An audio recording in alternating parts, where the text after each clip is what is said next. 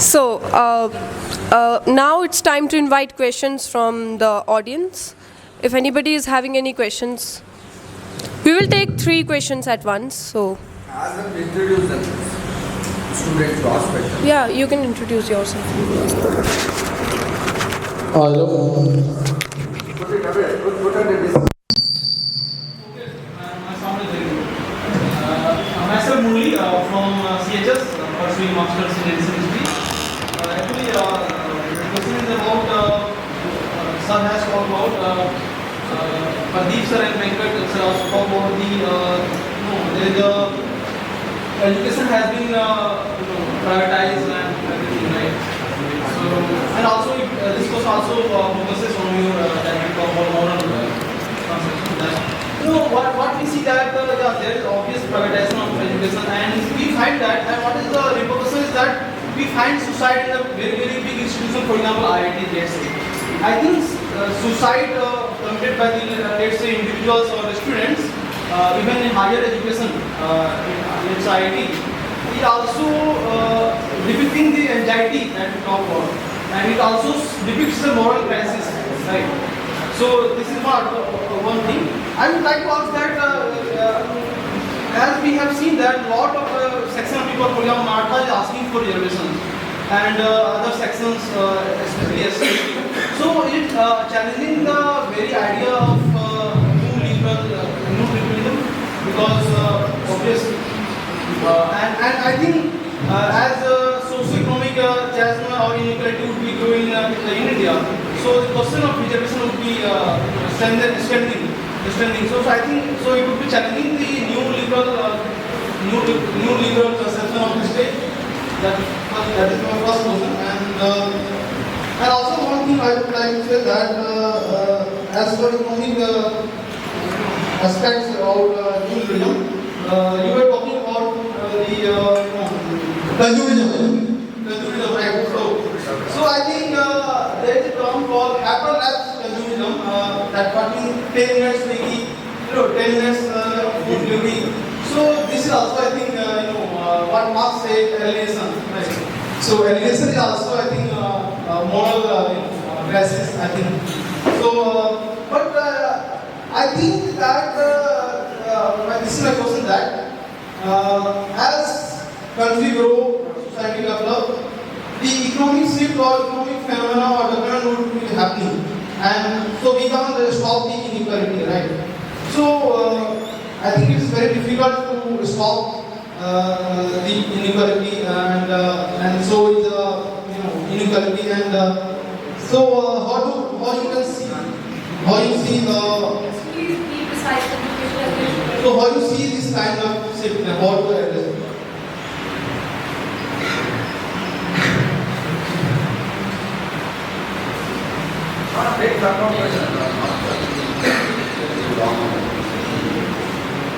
Good evening, everyone. My name is Kiran, PhD candidate at Center for Political Studies. So my question is to Professor Ajay. Sir, on analyzing, I found that the rise of LPG reforms and neoliberalism in India coincided with the rise of Hindu nationalism in India. And the popular notion is that Hindu nationalism first started in the rural settings, but seeing the electoral history of India post 1990, I found that the Hindutva process was got prominence in the urban centers like Allahabad, Kanpur, Delhi, Bombay, Pune. So, one conclusion which I brought is that people migrating to urban centers lost their primitive identities, like they got away from the joint families to the nuclear families. In the cities, caste play a little lesser role than the rural areas. So, in order to fill this vacuum, the religious identity took the place of the primitive identity. And here the economic anxieties along with the late capitalist forces also took prominence, where they exploited the nationalist sentiments for maintaining capitalism. So I would like to ask you, you said that UP Bihar areas are prominent in nationalism, but seeing the electoral history, the more educated urban centers were the first to adopt BJP ideology. So I would like to ask, and to Sir Professor Shinde, I would like to say, sir, you talked about uniform Hindu identity. Sir, according to me, Hindutva in India is a direct result of two religions in India, because the two Abrahamic religions are uniform religions in that sense. So in order to compensate for it, it becomes the onus on the Hindutva forces to show unity, because democracy is equal to demography. You need numbers. So it becomes the onus of the Hindutva force to do something. So the secular forces in the earlier times did social engineering. So to counter that, the Hindutva forces are now uniting. So I don't think this is a much problem philosophically, because it is the dharma of a political party to win elections. Thank you, sir. Is it audible? Hi, I'm Kumar. I'm a social anthropologist at the University of Hamburg, and I'm Kumar. I am a social anthropologist at the University of Hamburg, and I have two small questions in common, maybe. The first one on Professor Gudavarthy's talk is, I really like your talk, but I was wondering when you say that on the success of democracy is that it allows people dignity. One of my first observations in the field, and a little bit about the field, is I'm researching air in Delhi, how people experience it, how they feel about it, so on and so forth. One of the first experiences I had in the field is that people take down on anybody lower than them, based on class, and in the second day I landed, I was seeing an SUV guy slapping an auto driver on the road, and I did not have the dignity, let's say, to answer that. So, kind of wondering what your fixing of the late from the dignity argument, because I maybe have few things different. I don't see it happening so much. The question to Professor Shinde would be, it's a more ethnographic question, but I really like your observation on neoliberalism being against social imagination and hope and creativity, because one of the things, or two things that I keep getting told by drivers or other people in the interviews is apna dekho, or when I ask them if things could be better in Delhi about air or environment, they tell me kuch nahi badlega. And I often wonder, is there some ethnographic work on how this social imagination is murdered, killed, whatever you call it, union, or where is it coming from? Is there some work on it? Thanks. Good afternoon, sir. My name is Ajay. I am from SIS Master's Second Year. So my question is related to is the neoliberal policies are based on banality of evil that Hannah Arendt's proposed, and creating hegemony by Western discourse of market consumerism. And my question as a scholar, how as a scholar we counter market consumerism and Western discourse of market consumerism by creating a counter hegemony based on the Gandhian philosophy like talisman, Swaraj, and building an Asian values to build a discourse in the international platform.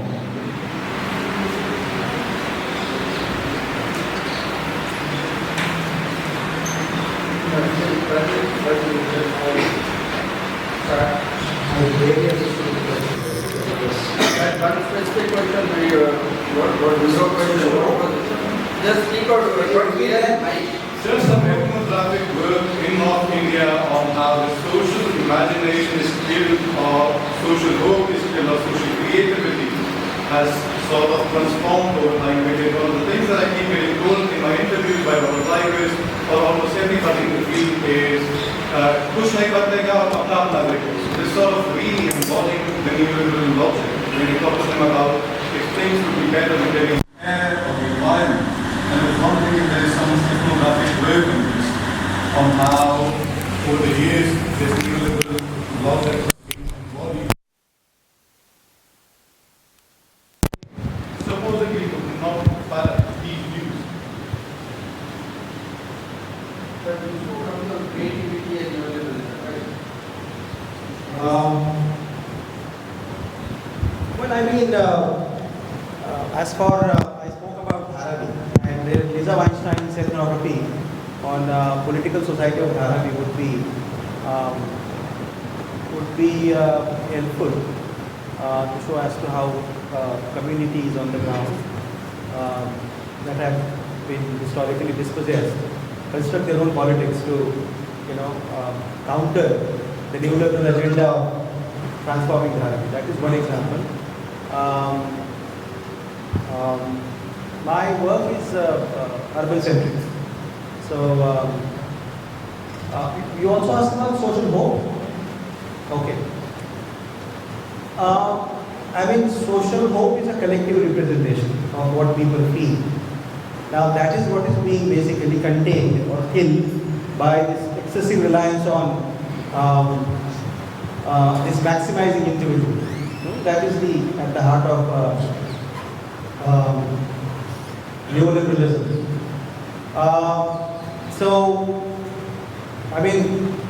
I'm not saying that we should basically preserve these collectivities where we will have resistance to neoliberalism. That would mean that there are certain primordial values that will not be reproduced. Caste is one of them, for example. So we have to go beyond, we have to transcend these boundaries and create a kind of community which would basically look at this as everyone's problem. But as Ajay rightly pointed out, everyone suffers from some kind of social anxiety. Social anxiety has become individual anxiety. But then somewhere we have to basically, repose your faith. If you really want to fight this excessive self-reliance. So that is one thing. And somebody asked me about religion. What was that about? I am saying before that Hinduism is now a uniform religion and it is very dangerous. I didn't say that. I'm saying that there are political efforts to basically homogenize the religious identity as Hindus. But in reality, it's an abstract identity. So what is concrete in Indian society are castes. Caste is more concrete identity than religion, which is basically a political doctrine.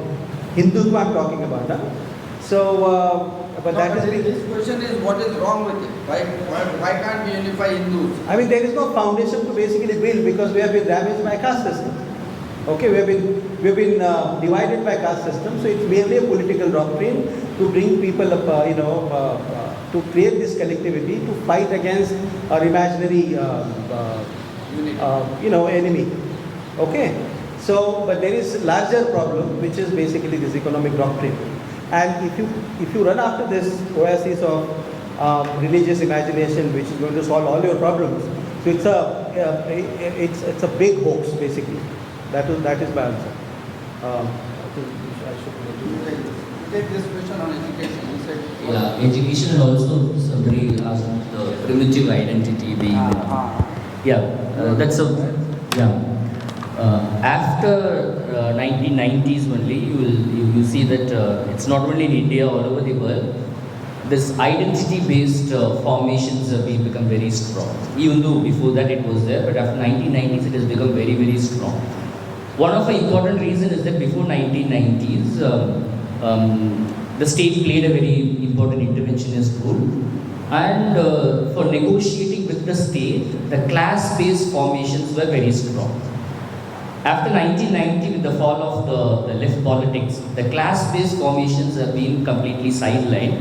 But with the privatization, with the withdrawal of state, because at every point in time you have to negotiate with the state. Without negotiating with the state, you're not going to get anything out of it.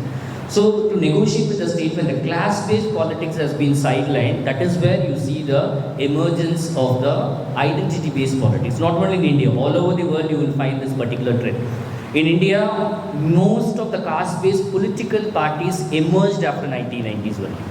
Before that also we had, but even though it was called as a caste-based, it was more of a class-based issues which they take up. But after 1990s, we are going to look at the caste-based political parties became one of a significant role they started playing over there.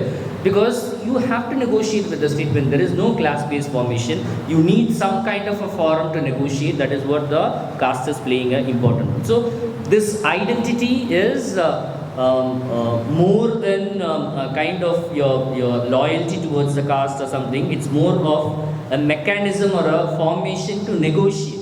You need most of them, many of them doesn't know why we are a part of it. If you're going to vote for a particular individual who belongs to your caste, nothing is going to happen to you.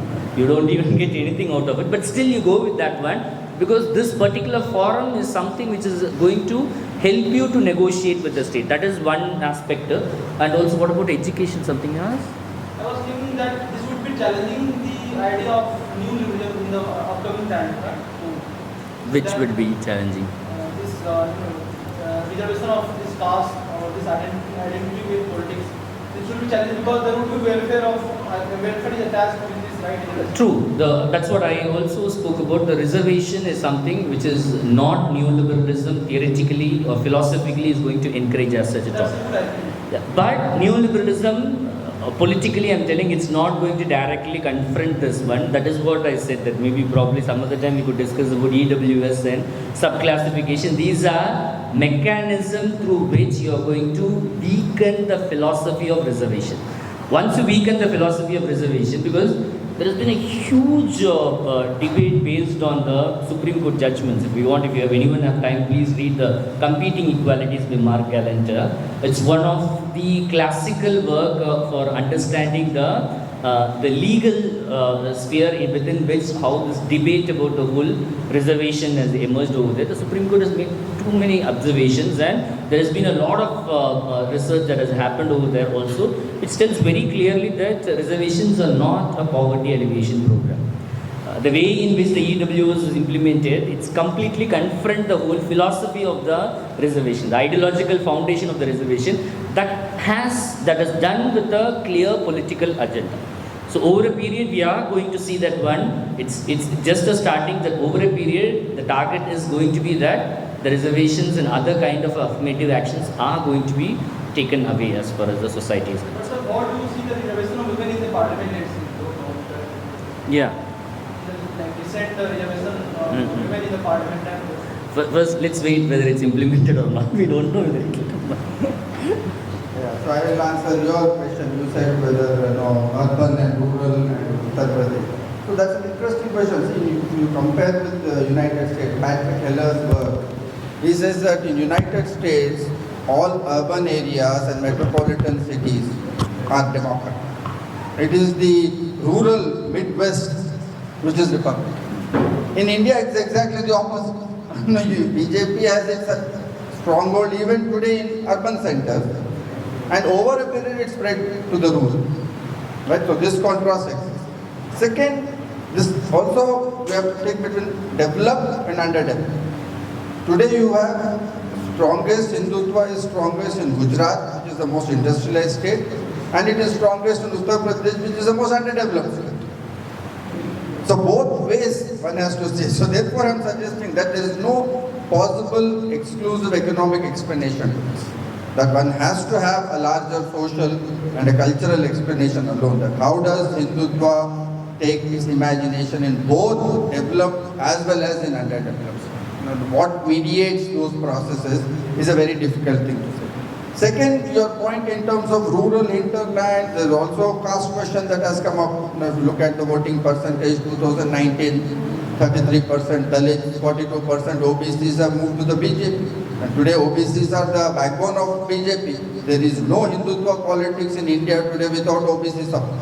Even 20% OBCs, if they shift, that is the end of the story road for Hindutva. Right? No, why have backward caste shifted to Hindutva in such a big way?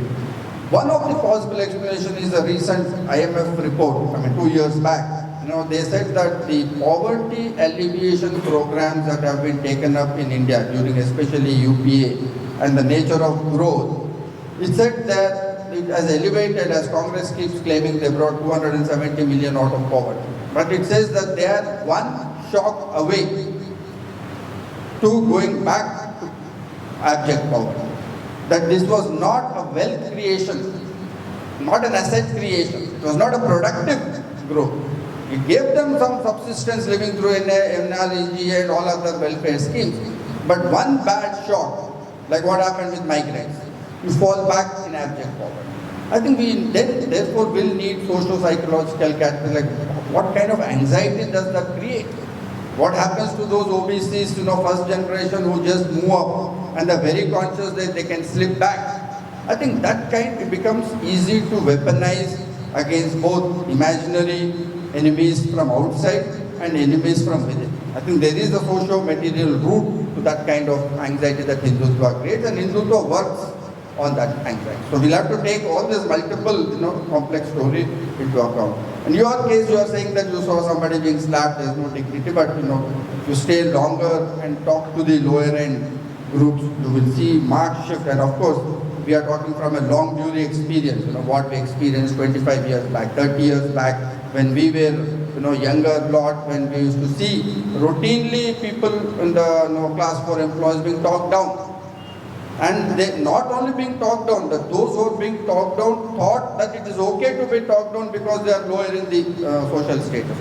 I think that transformation, democracy, and one man, one vote, one value, I think that transformation democracy we should concede and give it to political democracy. However much we can complain political democracy is not about social citizenship, other stuff, but then political democracy succeeded in convincing everyone that their value is equal to others at the level of being human. So that I think, now that's why people don't take uncivility. It's a different matter, somebody exercises in spite of that, that's a different matter. But people who are at the receiving today, nowhere you will see either justifying or passively accepting any of it. So that's a very big change, but as I said in my talk, that this does not then allow them to grow. So stoltering growth with an aspirational dignity, that is where we are taught, and that is why Hindutva perhaps is the politics, cultural politics which best understands. Progressive politics do not take these variables seriously, and therefore perhaps they are become less lived, and there is less response to those politics. If they become and add cultural and lived everyday value-based issues, there is no reason why progressive politics cannot jump-start again.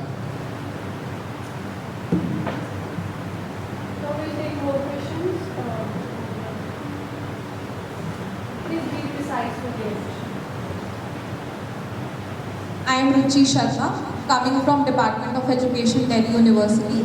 Me and my classmates, we came to just get in a new perspective how we can link neoliberalism with education. So on that basis, I would like to ask the question that in this neoliberal setup, there we can see a clear demarcation between the haves and have-nots who have the access to education and those who don't have the access of education. So my question was that in this neoliberal setup, has education taken a back seat, or we are just creating economical beings instead of educated beings?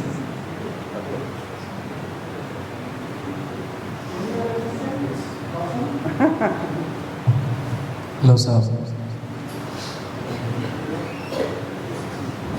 Hello, sir. My question is, Shankar Iyer in his book The Gated Republic, वो claim करते हैं कि जो private entities हैं, दूर रखो, हाँ। शंकर अय्यर अपने बुक में द गेटेड रिपब्लिक में वो स्टेट के रोल को एज ए वेलफेयर स्टेट जो देखा जाता था उसके रोल को वो कम करके दिखाते हैं और कहते हैं कि प्राइवेट एंटिटीज़ का जो है बढ़ावा होते चला गया है, जो कि हम न्यू लिबरल सेटअप में देखते हैं। तो जो पहले लिबरल नोशन था पॉजिटिव लिबरलिज्म का, वेलफेयर स्टेट का, वो किस तरीके से न्यू लिबरल सेटअप में चेंज हुआ है, और साथ ही साथ लोग भी उसके साथ कोप अप करना शुरू कर दिया, मतलब उनका माइंडसेट भी अब उसी तरह से चेंज हो गया है कि private entities are delivering the most, और इसलिए हमें जो है मतलब अब हमें वो करना ही है, झेलना ही है। और इसमें फिर विक्टिम जो है तो पॉलिटिकल सोसाइटी की कम्युनिटी है वो विक्टिम हो जाते हैं। तो फिर इसे आप कैसे देखते हैं?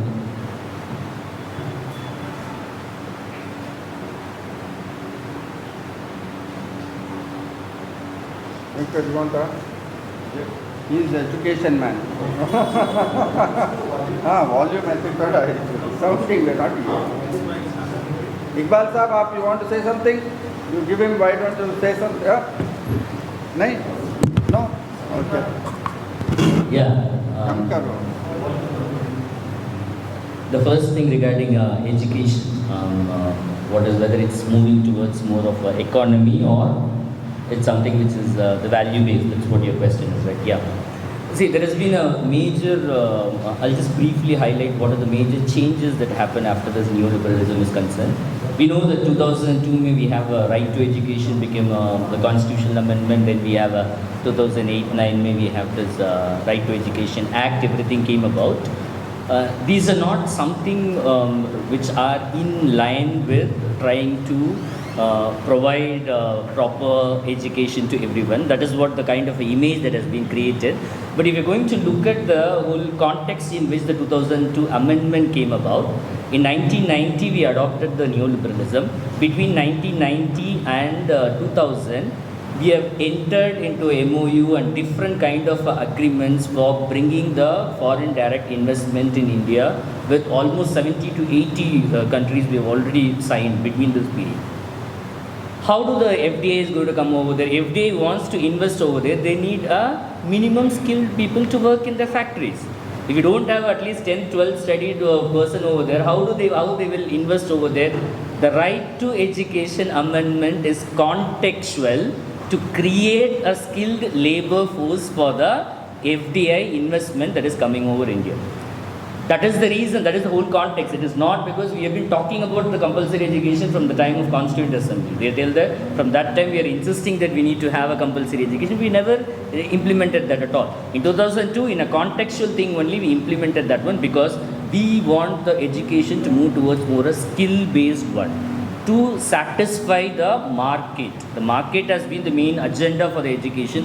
Now in recent times, I don't know whether you're following the UGC, the kind of a curriculum, the kind of a skill-based thing, everything is with a clear agenda how you're going to prepare the docile individual for the market.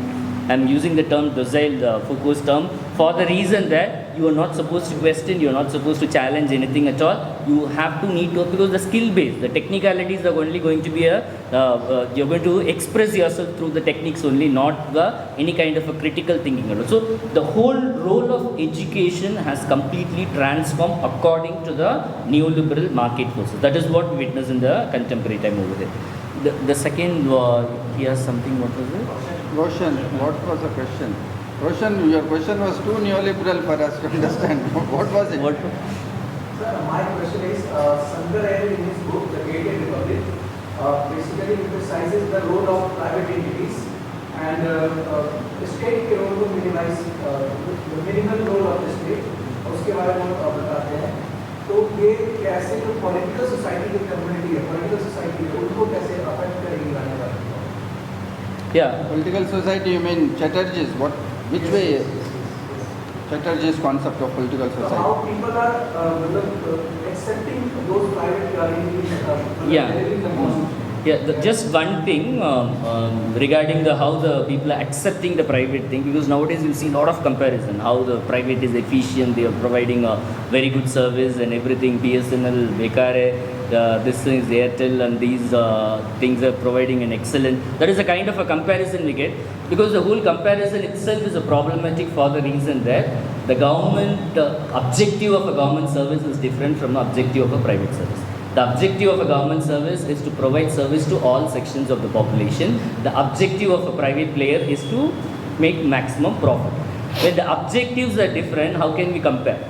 So that is why when you compare a government institution with a private institution itself, it's a problematic for the reason. But we tend to create that narrative that private are efficient, the private are trying to give a better service. These are the narratives that are created, which is over a period is excluding a major section of the population from accessing services.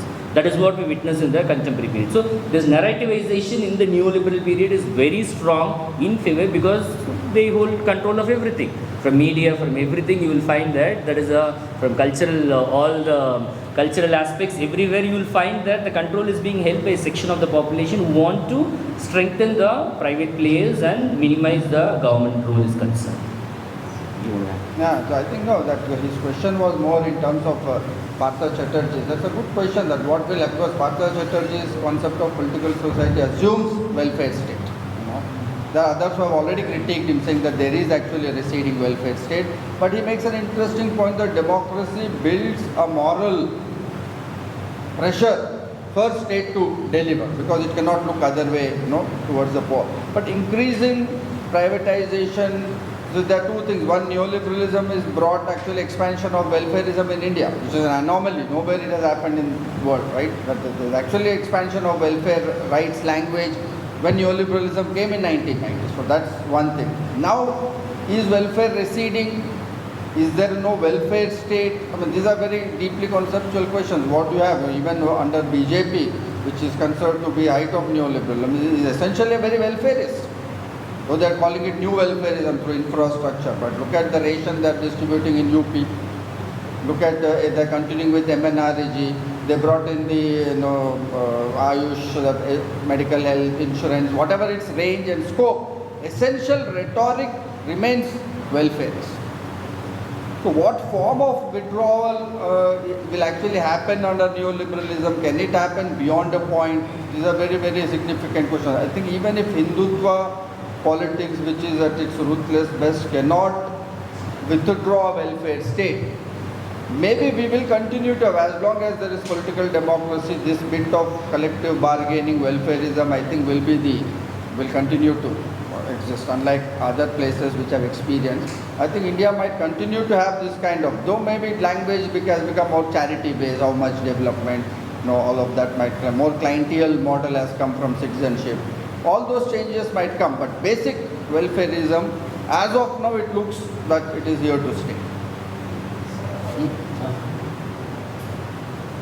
See, if you don't have this welfare politics, you have to create dangerous masses.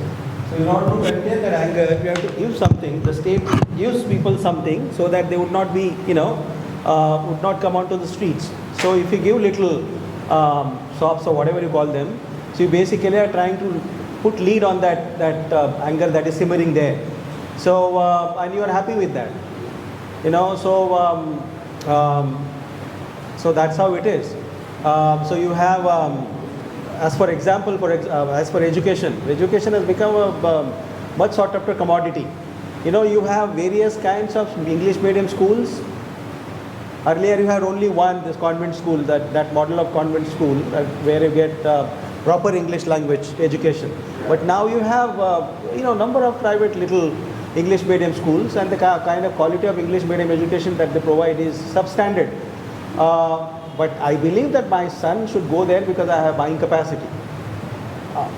Somebody who is poorer than me will also think of, will also have that aspiration to send his child to another school which is affordable.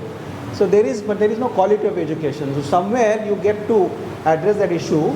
The quality is bad, but you get to see yourself on par with others. So you also consume equal kind of value.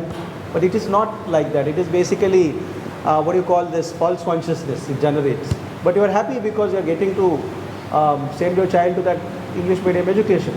So look at the recent mushrooming of these private institutions. Now there is also hierarchy among these privately run educational institutions. You have Jindal is considered to be the topmost, Jindal, Ashoka. But you also have, say for example, Lovely Professional University. There is also this Munjal.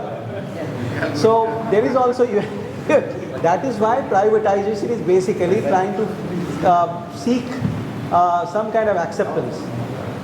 So there is also, hierarchy is, kind of an inseparable part of our life, whether you like it or not. That is how it basically, exists. Hello. The questions and answers this time, I'll take it and Ranbir will take over from the board. I have just one thing, because this is also related with your discussion earlier. Just one thing that. So I was asking, what should be the ideal form of?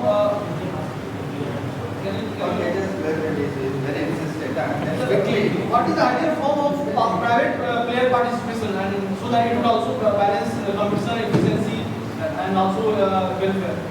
A good question, but if you look at United States, most of these universities, Brown, Harvard, all are private, and they're all endowments. Rich people giving away land. There's a notion of philanthropic, So if you have like Ajay today is considered as a philanthropic, businessman. Look can have certain private play, but overall philosophy should be in terms of keeping education in the public. Central question is very philosophical. It's not a private, because what happens with that, it doesn't stop with, look at the doctors. Today, why are doctors being beaten up in hospitals?